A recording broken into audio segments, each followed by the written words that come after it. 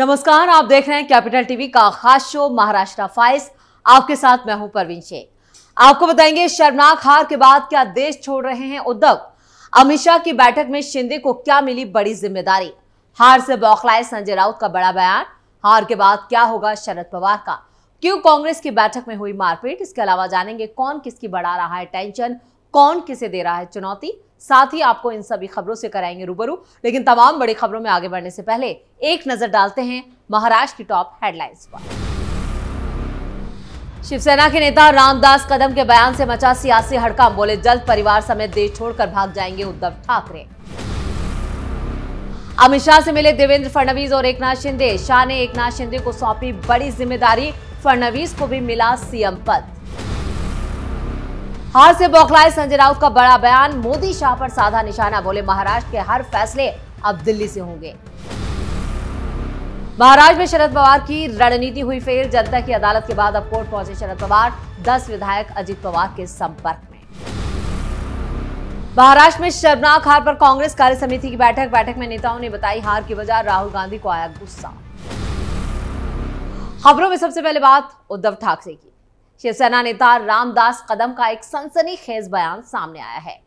इस बयान से महाराष्ट्र की सियासत में तूफान आ गया है। दरअसल रामदास कदम ने गुरुवार को दावा किया कि एक दिन ऐसा आएगा जब शिवसेना यूबीटी प्रमुख उद्धव ठाकरे रात के अंधेरे में अपने परिवार के साथ देश छोड़कर भाग जाएंगे। कदम ने 20 नवंबर को महाराष्ट्र विधानसभा चुनावों में हार के लिए इलेक्ट्रॉनिक वोटिंग मशीनों को दोषी ठहराने के लिए विपक्ष की आलोचना की। उन्होंने कहा महाविकास अघाड़ी जब चुनावों में खराब प्रदर्शन करती है तो ईवीएम को दोषी ठहराती है। उन्होंने ये भी दावा किया है कि विपक्ष ईवीएम को दोष दे रहा है और महाराष्ट्र को गुमराह करने की कोशिश की जा रही है। शिवसेना यूबीटी नेताओं के एक वर्ग ने स्थानीय निकाय चुनावों में पार्टी के अकेले लड़ने की मांग के बारे में पूछे जाने पर कदम ने दावा किया एक दिन ऐसा आएगा जब उद्धव ठाकरे रात के 2 बजे देश छोड़कर भाग जाएंगे। शिवसेना के संस्थापक दिवंगत बाला साहेब ठाकरे के आदर्शों के साथ उद्धव ने विश्वासघात किया है। इसके साथ ही महाराष्ट्र में महाविकास अघाड़ी से उद्धव ठाकरे गुट के बाहर होने की भी अटकलें तेज हो चुकी हैं। इस बीच शिवसेना यूबीटी नेता प्रियंका चतुर्वेदी ने कदम के बयान पर पलटवार करते हुए कहा है ऐसी खबरों का कोई आधार नहीं है। क्या हमारे पार्टी के किसी नेता ने आपसे इस बारे में कुछ कहा है?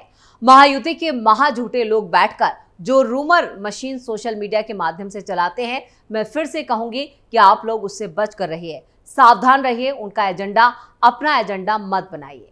शिवसेना यूबीटी नेता ने आगे कहा कि अगर हम आकर कहें तो हमसे ये सवाल करें तो लाजमी है। ये बात कहां से आ रही है? दिल्ली में प्रधानमंत्री के ऑफिस से आ रही है या फिर पूर्व मुख्यमंत्री एकनाथ शिंदे के ऑफिस से निकलकर सामने आ रही है? जब उनसे कहा गया कि आपके ही नेता ने ये बात कही है, इस पर उन्होंने कहा मुझे नहीं पता कि ये बात कहां से आ रही है। यानी प्रियंका चतुर्वेदी भी रामदास कदम के बयान से पूरी तरह से अनभिज्ञ नजर आई। लेकिन इस बयान ने महाराष्ट्र की सियासत में हड़कंप जरूर मचा दिया है। खबरों में आगे बढ़ते हैं और बात शाह की बैठक की। 28 नवंबर को दिल्ली में अमित शाह के आवास पर एक बैठक हुई और इस बैठक में बीजेपी नेता देवेंद्र फडणवीस, कार्यवाहक सीएम एकनाथ शिंदे और अजित पवार मौजूद रहे।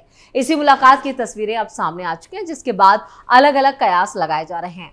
अमित शाह की मुलाकात की तस्वीर में दिख रहा है कि महाराष्ट्र के बीजेपी नेता देवेंद्र फडणवीस के चेहरे पर एक बड़ी मुस्कान है, जिससे साफ है कि वो अगले सीएम बनने जा रहे हैं। वहीं इस तस्वीर में एकनाथ शिंदे के चेहरे पर भी भाव शून्यता है और वो काफी गंभीर दिख रहे हैं। लेकिन खबरों के मुताबिक अमित शाह ने महाराष्ट्र में उन्हें डिप्टी सीएम बनने को कहा है, जिसके बाद शाह ने भी इस बात को मान लिया है और शाह के साथ हुई बैठक को सकारात्मक बताया है एकनाथ शिंदे ने। तीनों नेताओं ने अमित शाह के साथ करीब 3 घंटे तक बैठक की, जिसमें मुख्यमंत्री समेत संभावित मंत्रियों को लेकर भी चर्चा की गई। इस बैठक से पहले तीनों नेताओं ने अमित शाह का स्वागत किया, जिसकी फोटो भी सामने आ रही है। वहीं अजित पवार को लेकर भी बड़ी खबर सामने आई है, यानी उनका भी डिप्टी सीएम बनना तय माना जा रहा है और अब मंत्रियों की बारी है, उसको लेकर भी आगे मंथन जारी रहेगा और अगली बैठक एक और होनी है, जिसमें पूरी तरह से महाराष्ट्र की सियासी तस्वीर साफ हो जाएगी। खबरों में आगे बढ़ते हैं और बात संजय राउत की। महाराष्ट्र में मिली करारी शिकस्त को संजय राउत हजम नहीं कर पा रहे। शायद यही वजह है कि वो लगातार बेतुके बयान दे रहे हैं। इसी कड़ी में उन्होंने कटाक्ष के अंदाज में कहा है कि अब महाराष्ट्र से जुड़ी सभी बातें दिल्ली में तय होंगी। एकनाथ शिंदे और अजित पवार को अपनी बातें रखने के लिए बार बार दिल्ली जाना पड़ेगा। उन्हें पीएम मोदी और अमित शाह की बात सुननी पड़ेगी। शिवसेना यूबीटी के सांसद संजय राउत ने आगे कहा अजित पवार हमेशा डिप्टी सीएम थे और वो डिप्टी सीएम ही बनते रहेंगे। लोकसभा चुनाव के बाद उनके चेहरे की चमक जो गायब हो गई थी अब लौट आई है। ये ईवीएम का कमाल है। 3 मूर्ति वाला मंदिर बनना चाहिए, बीच में ईवीएम, एक तरफ पीएम मोदी और दूसरी तरफ अमित शाह। सांसद संजय राउत ने ईवीएम में गड़बड़ियों पर भी आरोप लगाते हुए महाराष्ट्र में वोटों के जरिए दोबारा चुनाव कराए जाने की मांग सोमवार को की थी। यानी ईवीएम को लेकर विपक्ष अब यहां पर खामोश नजर आ रहे हैं। राउत ने अब मोदी और शाह पर निशाना साधा है। राउत ने आरोप लगाया कि ईवीएम में गड़बड़ी की कई शिकायतें मिली और उन्होंने हाल में हुए चुनावों की निष्पक्षता पर सवाल उठाया था। संजय राउत ने उस वक्त कहा था, ईवीएम को लेकर हमें करीब 450 शिकायतें मिली, बार बार आपत्ति जताए जाने के बावजूद इन मामलों पर कोई कार्रवाई नहीं की गई। हम कैसे कह सकते हैं कि ये चुनाव निष्पक्ष तरीके से हुए? इसलिए मेरी मांग है कि नतीजों को रद्द किया जाए और दोबारा चुनाव मतपत्रों के जरिए कराए जाए। महायुति गठबंधन ने विधानसभा चुनावों में 288 में से 234 सीटें जीती हैं, जबकि महाविकास अघाड़ी 46 सीटों पर सिमट गया। महाविकास अघाड़ी में शामिल शिवसेना यूबीटी ने 95 सीटों पर चुनाव लड़ा और सिर्फ 20 सीटों पर जीत हासिल की। ऐसे में संजय राउत के जो बयान आ रहे हैं वो उनकी हार की बौखलाहट को दिखा रहा है। खबरों में अब बात शरद पवार के। शरद पवार का तो उद्धव ठाकरे से भी बुरा हाल है। महाराष्ट्र विधानसभा चुनावों में शरद पवार को उद्धव ठाकरे की आधी सीटें मिली हैं। बीएमसी चुनाव से उम्मीदें तो शरद पवार को भी होंगी। फिलहाल तो सुप्रीम कोर्ट का ही आसरा है। सुप्रीम कोर्ट ने विधानसभा चुनाव से पहले लोकसभा चुनाव में भी अजीत पवार के हिस्से वाली एनसीपी को चुनाव कैंपेन के लिए खास हिदायतें दी थी। सुप्रीम कोर्ट के निर्देशों के मुताबिक अजीत पवार को घड़ी का चुनाव निशान इस्तेमाल करने की इजाजत दी थी, लेकिन लोगों को बार बार ये बताना भी जरूरी था कि वो अस्थायी तौर पर ऐसा करें जब तक कि अदालत का फैसला नहीं आ जाता। शरद पवार गुट की तरफ से दाखिल याचिका में आरोप लगाया गया है कि अजीत पवार ने महाराष्ट्र विधानसभा चुनावों के दौरान सुप्रीम कोर्ट के दिशा निर्देशों की अनदेखी की और लोगों के मन में भ्रम पैदा कर बेजा फायदा उठाया। पूरे महाविकास अघाड़ी को विधानसभा चुनावों में झटका लगाया। शरद पवार के लिए भी लोकसभा के मुकाबले विधानसभा चुनाव के नतीजे ज्यादा तकलीफदेह साबित हुए हैं। लोकसभा चुनाव में शरद पवार के हिस्से में अजीत पवार से ज्यादा सीटें आई थी, लेकिन विधानसभा चुनावों में मामला बिल्कुल उल्टा पड़ गया। विधानसभा चुनाव में अजीत पवार की एनसीपी को 41 सीटें मिली हैं, जबकि शरद पवार के हिस्से में महज 10 सीटें आई हैं।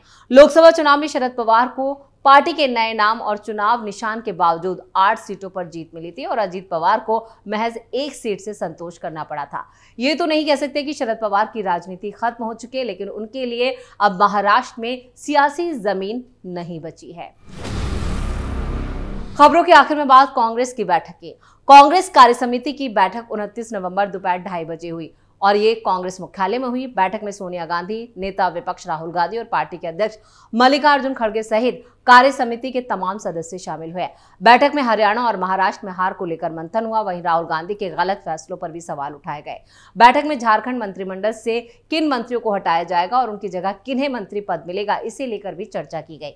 इस बैठक में मुख्य तौर पर दिल्ली, बिहार में होने वाले चुनावों को लेकर आगे की रणनीति और उस पर भी बातचीत की गई। वर्किंग कमेटी की इस बैठक में कांग्रेस की नई कार्यकारिणी गठित करने को लेकर हाईकमान से चर्चा की गई और मौजूदा हालातों को देखते हुए साफ तौर पर है कि कांग्रेस कार्य समिति की बैठक में ईवीएम को लेकर भी कोई बड़ा फैसला हुआ है, जिसको लेकर अभी तक किसी भी नेता ने कोई बयान नहीं दिया है। क्योंकि ईवीएम को लेकर यहां पर इससे पहले मल्लिकार्जुन खड़गे का बयान सामने आया था। उन्होंने कहा था कि एक जन आंदोलन चलाया जाएगा।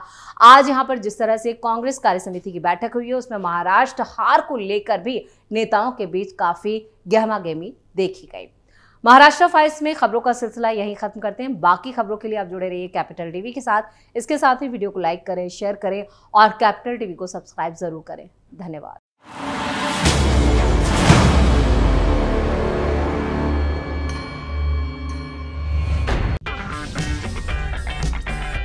अगर आपको हमारा वीडियो पसंद आया हो तो इसे लाइक करें, हमारे चैनल को सब्सक्राइब करें और हाँ, बेल आइकन दबाना ना भूलें ताकि आप तक हमारे वीडियो की नोटिफिकेशन पहुंचती रहे। आप अपना सुझाव हमें कमेंट बॉक्स में दे सकते हैं। हमारे साथ जुड़ने के लिए शुक्रिया।